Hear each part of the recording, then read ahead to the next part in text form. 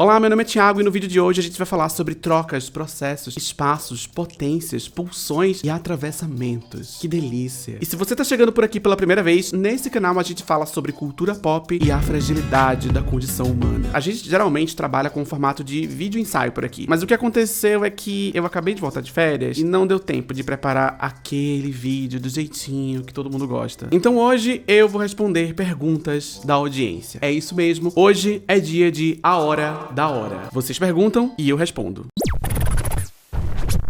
Para participar desse quadro, você precisa, claro, me seguir por aqui, né? Por que você não me segue ainda? É com você mesmo que eu tô falando. Você aí, que tá roendo a unha. É aqui na aba de comunidade que eu faço aquele chamado geral, clamando por perguntas. Pelo amor de Deus, me mandem suas perguntas. Agora, se você quiser mesmo que eu responda a sua pergunta, você pode fazer parte da nossa comunidade lá no Apoia-se. Sim, esse canal é mantido através de financiamento coletivo e todo mundo que contribui com R$50 ou mais tem o direito de acessar o nosso grupinho lá no Telegram, onde você tem um contato mais íntimo comigo. Se é que você me... Não entenda nada não entenda nada, é brincadeira. O que importa é que eu sempre priorizo as perguntas que chegam por lá. E é isso, né? O de sempre. Perguntas sobre cinema, TV, quadrinhos, audiovisual, roteiro, esse tipo de coisa que é o que sempre aparece por aqui. E se você gosta desse tipo de coisa, no caso dessa área específica do conhecimento, audiovisual, cinema, roteiro, talvez você esteja pensando o seguinte: nossa, como eu gostaria de aprender mais sobre o audiovisual. Adivinhei? Se é isso que você tá pensando, eu tenho boas notícias. Primeiro, que esse vídeo é patrocinado. E segundo, que você pode estudar vários campos do audiovisual fazendo um curso na EBAC, a Escola Britânica de Artes Criativas e Tecnologia. Por exemplo, roteiro para TV, cinema e games. Esse é um curso que tem mais de 18 horas de aula, com atividades, feedback individualizado, projetos para o seu portfólio e plano de carreira. Mas não é só esse não. A EBAC tem vários cursos voltados para o audiovisual, focados no mercado de trabalho e que te ajudam a se inserir no mercado, a começar a trabalhar de fato. São cursos conduzidos por profissionais do mercado, com tutorias individuais e todas as ferramentas que você precisa para aprender e para trabalhar. Se você tiver em dúvida sobre qual área escolher, na página de cada um dos vários cursos voltados para o audiovisual, você encontra avaliações dos alunos, média salarial de cada área e, claro, informações gerais sobre a profissão em si. Além disso, você pode usar o meu cupom promocional, HORAThiago200, para conseguir um desconto de R$200 em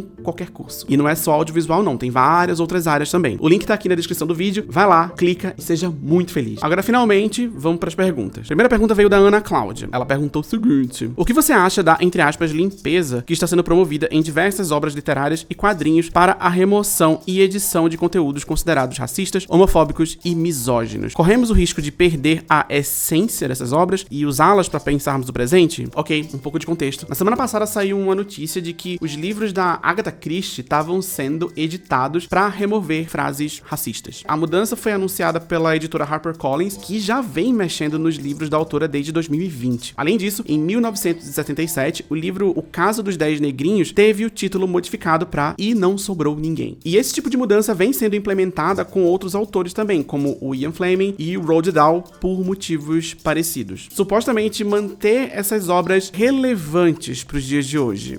Bom, eu não sou nenhum especialista em mercado editorial, então existe um certo limite sobre até onde eu consigo opinar sobre esse assunto. Deve ter vários fatores que passam despercebidos por mim, simplesmente pelo fato de eu não estar totalmente envolvido nos meandros desse tipo de discussão. Isso não faz parte do meu dia a dia, por isso que eu tô deixando esse disclaimer aqui. Eu não sou especialista no assunto, eu não sou uma autoridade em nada disso, eu sou, como sempre, apenas um gay. Mas enfim, eu não tive acesso a tudo que foi modificado pela HarperCollins, mas pelo que eu li nas reportagens sobre esse assunto, algumas dessas mudanças são muito sutis e interferem muito pouco no conteúdo desses livros. Por exemplo, em Morte no Nilo, de 1937, tem um trecho em que uma personagem branca tá se queixando de um grupo de crianças negras, e na versão original ela diz o seguinte: eles voltam e me encaram e me encaram, e os olhos deles são simplesmente nojentos, bem como os narizes deles, e não acredito que eles sejam crianças de verdade. Na versão editada, a frase bem como os narizes dele foi cortada. Novamente, é uma mudança pequena, sutil, que não altera substancialmente a obra original, aparentemente, mas que possivelmente remove esse teor racista mais explícito na hora de descrever um grupo de crianças negras. Até aí, tudo bem?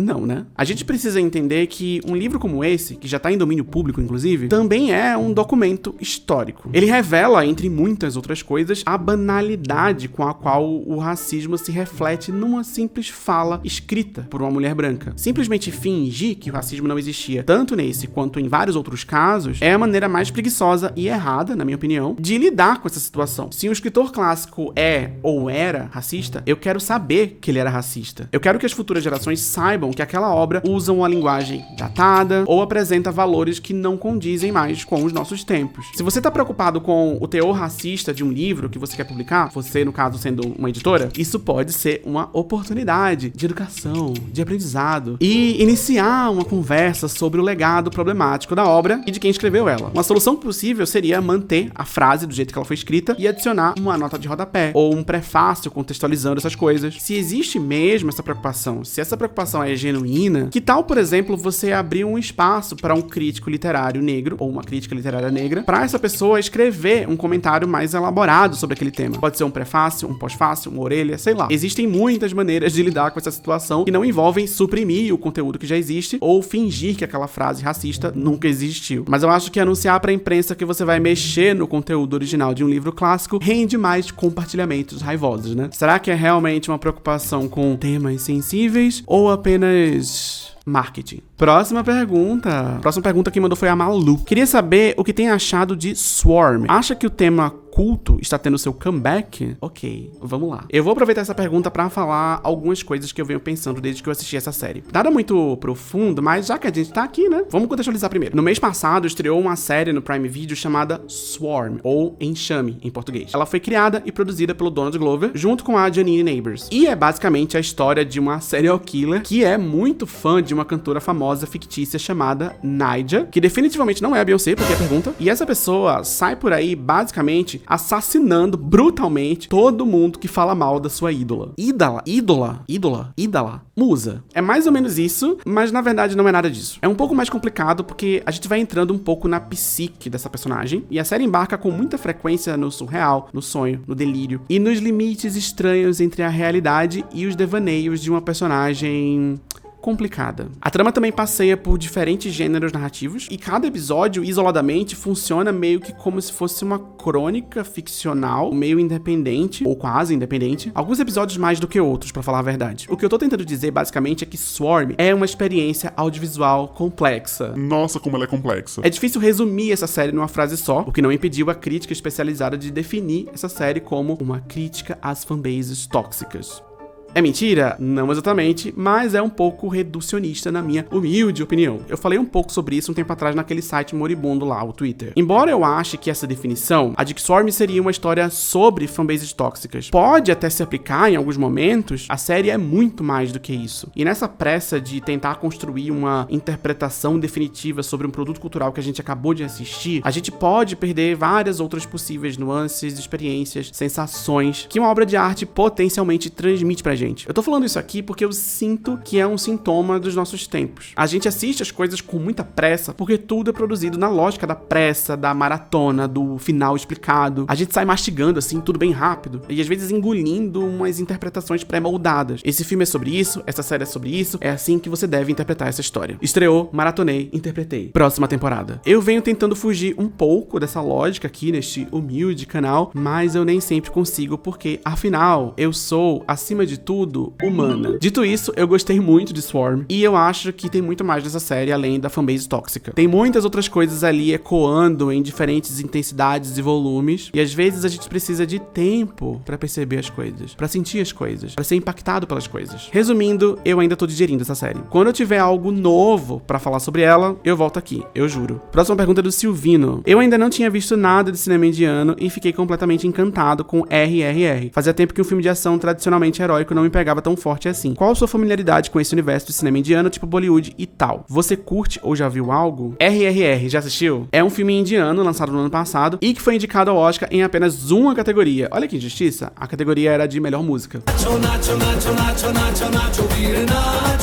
Era pra ter concorrido na categoria principal, porque, na minha opinião, foi um dos grandes destaques de 2022. E se você não assistiu ainda, você deveria. Pra mim, é um dos melhores exemplos contra aquele argumento de que não existem mais histórias originais, ou que tudo já foi feito. Será que tudo já foi feito mesmo, ou é a gente que só assiste as mesmas coisas? RRR é um filme intenso, meio maluco, meio doido, meio sério, meio engraçado, meio filme de guerra, meio filme de herói, aventura, ação, comédia e que do nada vira um musical. É uma delícia. Além disso, é um filme extremamente homoerótico. Pra mim, tá? Que delícia esses dois homens. Eu tô sendo enfático sobre isso porque existe toda uma discussão sobre a amizade entre os dois protagonistas e como a interpretação homoerótica dessa amizade é possivelmente um fenômeno mais ocidental, porque supostamente a gente aqui do lado de cá do mundo tem um pouco mais de dificuldade em não sexualizar o afeto entre dois homens. Será? O pessoal que tá falando disso, será que perguntou pras pessoas gays que moram na Índia? Eu não sei se perguntou. De qualquer forma, eu só posso falar por mim. Então, assim, que delícia esses dois homens. Tomara que eles se beijem muito. Mas respondendo a pergunta diretamente, não. Eu não sou muito familiarizado com o cinema indiano, com Bollywood. RRR foi basicamente meu primeiro contato com esse tipo de filme. Possivelmente o primeiro de muitos, porque eu adorei esse filme. Bom, agora a gente vai começar aqui pelas perguntas do YouTube. A galera que mandou ali na aba de comunidades. Primeira pergunta, vamos lá. Maria Michele mandou o seguinte: o que você acha da jornada do herói ser considerada uma história padrão em que todas as histórias da humanidade têm esse padrão e todos conhecem de qual é salteado? Ótima pergunta. Eu tenho alguns pensamentos sobre essa ideia de jornada do herói. Eu já fiz vídeo sobre isso lá no comecinho do canal e de lá pra cá eu aprendi muita coisa nova. Então eu quero compartilhar algumas reflexões aqui com vocês. O que a gente entende como jornada do herói tem a ver com o que o escritor Joseph Campbell chama de monomito, num livro muito famoso dele chamado O Herói de Mil Faces, que notoriamente serviu de inspiração pro George Lucas escrever a novelinha espacial dele. O que o Joseph Campbell fala nesse livro, resumidamente, bem resumidamente mesmo, é que todas as histórias, todos os mitos, todos os épicos contados por aí durante milênios de história humana, é tudo basicamente uma história só, que é essa jornada do herói que a gente conhece, o tal do monomito. Inclusive, a capa da primeira edição desse livro mostra um mosaico com vários personagens formando a cara dele mesmo, Jesus Cristo. E aí o autor constrói tipo um manualzinho, uma estrutura básica dessa história, que é o que muita gente aprende até hoje em aula de roteiro, principalmente depois que o George Lucas decidiu usar essa estrutura específica na novelinha espacial dele. Mas existe um problema. Joseph Campbell não era, porque ele já morreu, ele nunca foi um observador neutro e imparcial da história humana. E essa história de monomito, na verdade, é criticada por muita gente, porque ela pega todo o corpo dos mitos e das histórias humanas contadas durante milênios, em diferentes culturas, em diferentes sociedades, e reduz tudo isso pra caber no ideal ocidental, branco e individualista. O salvador único que se sobressai numa multidão amorfa. Na visão de uma pesquisadora chamada Alice Wisniewski, não sei se falei certo, mas enfim, ela fala o seguinte: ao coletar as imagens de heróis de todas as culturas e corpos juntos para formar a face de Cristo, Campbell sugere que a mitologia cristã do Salvador é a verdade universal dos contos heróicos e que sua performance corporal é exigida de todos os corpos que reivindicam o manto do herói. Enfim, reflita. Próxima pergunta. O Charles me mandou o seguinte: você acha que vivemos um momento de decadência não só dos filmes de herói, mas das grandes franquias, como já ocorreu antes, dando lugar a uma era de filmes menores e ou mais inventivos? Eu acho que eu sei de onde vem essa pergunta, ou melhor, de onde vem essa angústia, esse sentimento. Aparentemente, o fracasso do último filme do Homem-Formiga é um sinal de que a Marvel tá em crise, ou até mesmo de que os filmes de super-herói como um todo estão em crise. O que é verdade também por alguns outros motivos, mas é importante a gente ter em perspectiva que até mesmo um filme fracassado de uma franquia desse tamanho faturou $500 milhão. Quem é que fatura $500 milhão assim? Pá! Longe de mim defender filme da Marvel, da Disney, de qualquer estúdio grande. Eu só tô citando essa informação pra gente ter perspectiva. E tem mais. No começo desse ano, o diretor Steven Spielberg foi flagrado num evento agradecendo o Tom Cruise por ter salvado o cinema, por ter salvado a indústria. Isso mesmo, o ator Tom Cruise salvou o cinema. Isso porque o filme dele, Top Gun Maverick, foi um dos filmes mais assistidos do ano passado pra cá. E esse sucesso foi um bagulho muito transformador numa indústria que vem numa grande crise de identidade desde a pandemia. E sabe qual foi o outro filme mais assistido do ano passado pra cá? Ele mesmo, o The Smurfs. No caso, Avatar 2. Lembrando que eu não assisti nenhum desses dois filmes porque a vida é curta demais, entendeu? Eu tenho mais o que fazer. E tudo bem, a gente pode argumentar que Avatar 2 e Top Gun Maverick são filmes melhores e mais mais inventivos que o típico filme da Marvel que vem sendo empurrado goela abaixo da gente nos últimos 20 anos. Eu meio que concordo, apesar de não ter assistido nada, nem os últimos filmes da Marvel, nem Top Gun Maverick, nem Avatar 2. Então assim, não sei nem porque eu tô falando disso aqui.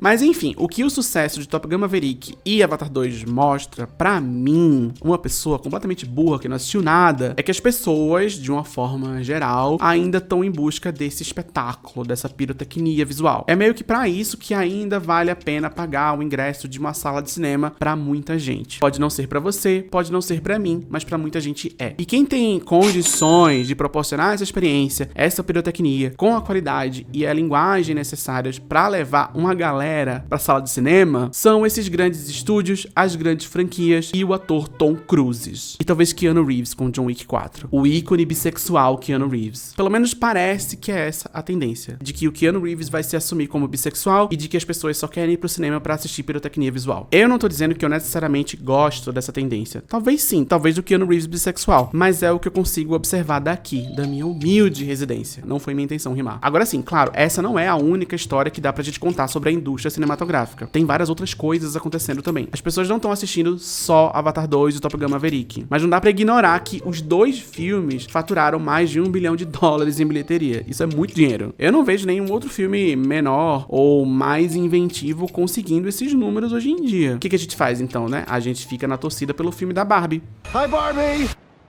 Hi, Ken! Porque é o que nos gesta. Próxima pergunta. Olha o que o Eduardo me perguntou. Olha que babado. Você concorda que um dos motivos do gênero cyberpunk vir crescendo constantemente na cultura pop se deve ao fato de que a nossa realidade está nos ajudando cada vez mais a imaginar essa, entre aspas, distopia do gênero? Veja só. Uma das frases que melhor define o gênero cyberpunk é do cara que praticamente inventou esse gênero. É do William Gibson. Ele diz que a típica história cyberpunk é uma combinação entre alta tecnologia e baixa qualidade de vida. É o famoso high-tech, low-life. Então, desde a origem do termo, com histórias tipo Neuromancer, Blade Runner e tantas outras, o cyberpunk está intimamente ligado com as ansiedades do capitalismo. Ele existe para isso, para conversar com a realidade, para mostrar que aquela realidade ali absurda da ficção é a realidade da vida que a gente vive. Ele conversa com essa ideia de que a gente está avançando tecnologicamente, mas a nossa vida está ficando pior. O planeta está sendo destruído e tem muita gente sendo explorada e morrendo. Porém, agora que a gente vive no futuro, eu acho que cyberpunk não é mais o suficiente para pensar a realidade. Eu acho que a gente precisa de um novo tipo de cyberpunk que capture melhor a forma como a tecnologia evoluiu de uma maneira idiota.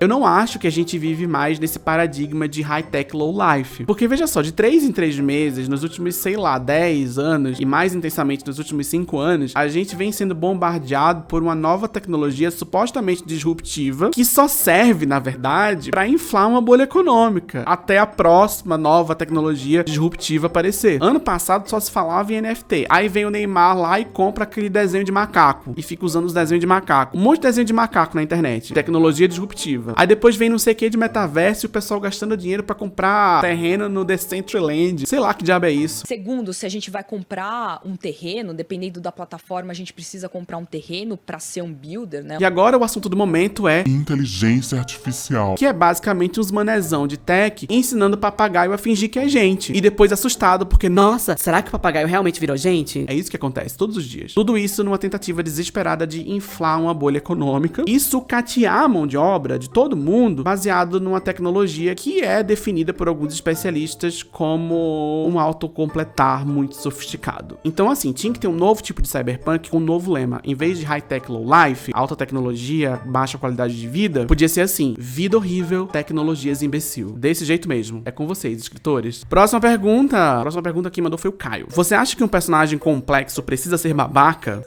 Um personagem complexo precisa ser babaca? Não sei, precisa? O que é babaca? É ser mau caráter? É ser um psicopata? É ser simplesmente chato? Tóxico? Irritante? TikToker? É difícil, né, estabelecer uma regra que funciona pra toda e qualquer história. Eu jamais faria isso. Cada história é uma história. E eu também não gosto de cagar regra sobre nada. Eu não acho muito higiênico. Mas vamos brincar aqui, vai. De uma forma geral, eu acho que um bom personagem precisa ter defeitos, falhas, fragilidades. Pode ser um temperamento, sentimento, um orgulho, uma imaturidade. Pode ser um medo, pode ser alguma coisa que cause conflito, ou que de alguma forma funcione como um obstáculo. Um exemplo que eu gosto muito é o Aang, de Avatar. Por quê? Porque ele é uma criança que se comporta como uma criança. Ele é imaturo, ele não tá emocionalmente preparado pra lidar com as responsabilidades que são impostas a ele ali pelas circunstâncias. E esse é o grande conflito dele. É a partir de um grande erro dele que a história começa. A história de Avatar só existe por causa de um grande erro do protagonista. É por causa disso que a história começa, e é a partir dessas características falhas que os grandes momentos dramáticos de Avatar surgem. Ele não é o herói perfeito, ele não sabe exatamente o que fazer na maior parte do tempo. Ele comete muitos erros no decorrer da série, e às vezes ele se comporta de uma maneira que talvez pode ser lida como um pouco babaca. São poucas vezes que isso acontece, mas às vezes acontece. E em algum momento ele amadurece. Ou melhor, ele vai gradativamente amadurecendo. E isso não significa que a partir desse amadurecimento ele se transforma numa Fada sensata, desprovida de defeitos. Isso não acontece. No mundo real e no mundo da ficção, mesmo uma pessoa muito amadurecida tá suscetível a cometer muitos erros e a se comportar de maneiras questionáveis de vez em quando. Mas eu sinto que às vezes existe mais exigência para um tipo de personagem e uma tolerância maior para babaquice de outros. Quando a gente fala, por exemplo, de anti-heróis, é muito comum que eles sejam homens brancos. Sim, eu estou racializando o debate. Vai encarar? Mas não é só raça, não. Tem gênero, tem várias outras coisas. De uma forma geral, quando um homem branco é babaca, ele é complexo. Quando uma mulher é babaca, ela é uma megera. Quando um homem faz o que precisa ser feito sem pensar duas vezes, ele é firme e pragmático. Quando uma mulher faz o mesmo, ela é uma chata, ela é insuportável. Eu tô dizendo que isso acontece em 100% dos casos? Não. Mas é algo a ser observado na minha humildíssima opinião. Tanto para as pessoas que estão escrevendo as histórias, quanto pra gente que tá assistindo. Quanto da nossa percepção de uma suposta babaquice de um personagem não tá ligado a essas coisas? Será que não tá? Longe de mim apontar o dedo pra alguém. Até porque, quando a gente aponta o dedo pra alguém assim, tem 38 dedos sendo apontados de volta pra gente. 38. Próxima pergunta. O que você acha dessa leitura do Joel, The Last of Us, como o pai protetor que todos têm feito? Fiquei me questionando porque nomeamos o que o personagem faz como proteção e como essa figura do protetor tem gênero. Mulher protetora igual a cuidado. Homem protetor igual a violento. É possível outras representações masculinas de proteção e de cuidado? No vídeo que eu fiz sobre Apocalipse Zumbi, eu falei sobre a ideia de empatia nesse tipo de história. Que um típico filme de zumbi costuma premiar a falta de empatia e punir qualquer tentativa de cuidado e de proteção. É um pouquinho mais elaborado que isso, e se você quiser uma leitura mais elaborada sobre esse assunto, vai lá no vídeo grande que eu falo mais. De qualquer forma, dá sim pra gente fazer uma leitura de gênero nessa história toda. Porque é mais ou menos como você disse. O cuidado é visto na nossa sociedade como algo inerentemente feminino, enquanto a violência é visto como algo inerentemente masculino. Perceba que eu tô falando que é visto como. Eu não tô dizendo que é. Eu tô dizendo que é percebido como. E é até interessante que em muitos filmes pós-apocalípticos, quando uma mulher consegue sobreviver, é comum que ela se torne, vamos dizer assim, um pouco masculinizada. Ela se masculiniza pra sobreviver. Ou melhor, ela assimila características tradicionalmente associadas à masculinidade pra sobreviver. Por quê? Porque esse tipo de história costuma valorizar características tradicionalmente associadas à masculinidade. É sempre assim em todos os casos, sem exceção? Claro que não. Eu tô fazendo uma observação genérica, superficial. Isso aqui não é uma dissertação de mestrado, não. Só um videozinho na internet. Mas eu tenho certeza que você pensou em vários exemplos aí. Tô errado? É com você mesmo que eu tô falando aí. Você que está roendo a unha. Você mesma. Agora, sobre outras representações de masculinidade, de proteção, eu acho que até The Last of Us, mais a série do que o jogo, subverte um pouco isso. Eu não acho que The Last of Us só reproduz essas coisas, não. Eu acho que The Last of Us é uma subversão dessas coisas. Eu não vejo o Joel como alguém puramente violento, alguém que só sabe se comunicar com violência, que só sabe proteger com violência. Ele faz isso muitas vezes, mas ele faz várias outras coisas também durante a série. Tem vários momentos em que ele e a Ellie têm interações muito mais baseadas em proteção, em carinho, cuidado. Embora sim, claro, uma das principais temáticas de The Last of Us são esses ciclos de violência. existe essa discussão e eu acho que a série conduz ela com bastante nuance. Pelo menos até agora. Vamos ver como é que vai ser na segunda temporada quando tiver mais desgraça acontecendo. Próxima pergunta. A gente sabe que autor não é sinônimo de autoridade. Eu nunca tinha parado pra pensar na relação entre as duas palavras. Autor, autoridade. Você acha que tem um limite para um autor evidenciar questões delicadas, racismo, homofobia, no intuito de criticá-las, pensando no risco de reforçar mais estereótipos e estimular a violência? Ok, deixa eu entender a pergunta. Se eu quiser escrever uma história para criticar o racismo, homofobia, essas coisas, como que eu faço para não reforçar um discurso de ódio? Então imagina assim, eu tenho uma história, existe uma história que eu tô escrevendo que tem um personagem que é racista, e aí esse personagem fala várias coisas racistas, e eu quero deixar claro que eu tô criticando esse personagem, que esse personagem tá sendo criticado e que essas falas não estão sendo endossadas. Por quê? Porque RT não é endosso.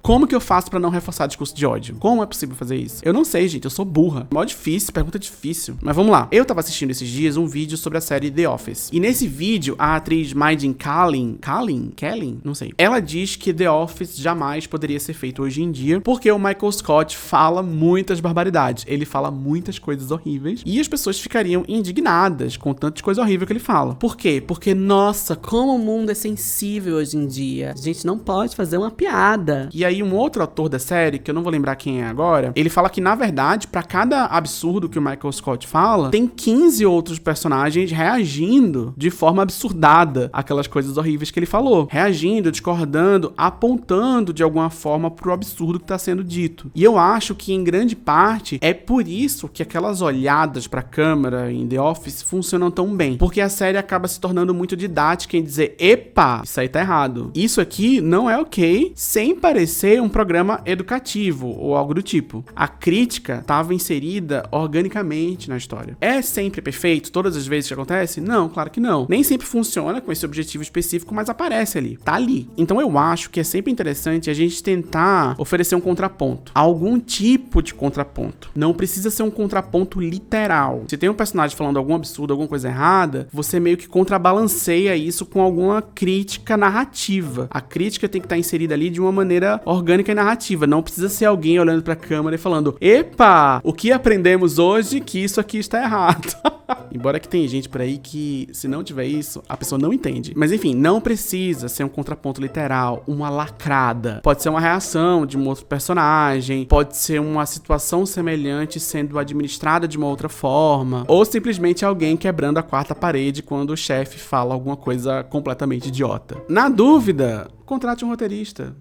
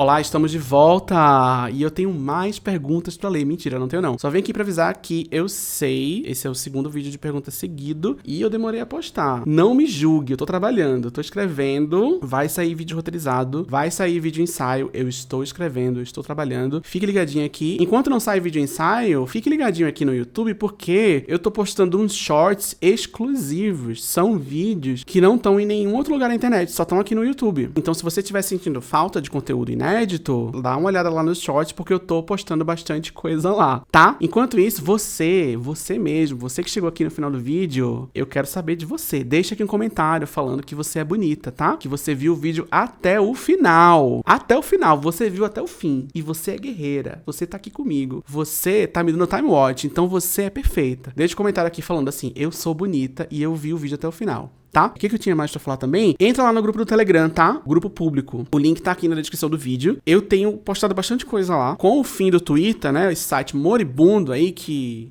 enfim, uma desgraça, você pode acompanhar meu trabalho lá no Telegram. Eu tenho postado bastante coisa lá, eu posto foto, eu posto making off, eu aviso quando eu tô gravando. Às vezes eu tô assistindo alguma coisa e comento lá, gente, dei play aqui no negócio, vamos assistir junta? Aí a gente assiste junto e fica lá comentando umas besteiras lá. É uma das maneiras mais próximas de vocês acompanharem meu trabalho sem estar com esse filtro de algoritmo. Então, vai lá no Telegram, eu tô lá, eu posto bastante coisa, mas eu não posto tanto assim pra infernizar a sua vida, não. Eu tenho bom senso. O recado é esse, acompanhe os shorts e vai lá no Telegram. Se Deus quiser, ainda esse mês tem vídeo ensaio. Força. Força não. Fica comigo. E até o próximo vídeo. Beijo.